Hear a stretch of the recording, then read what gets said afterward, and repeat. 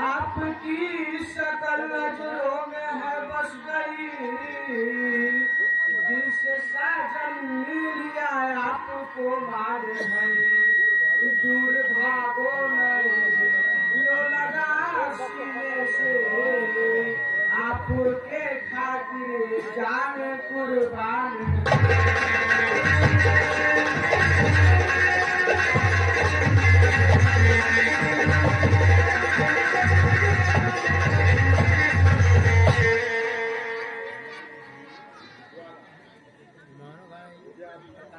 मुझे आपकी बातों में कोई दिलचस्पी नहीं है और मेरे पीछे आने की कोशिश भी मत करना।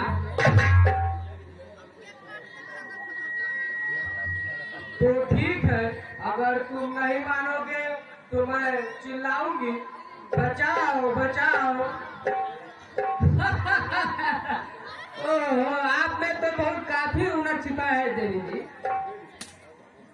अब आपने क्या सोचा है, मेरी बात मंजूर है या नहीं?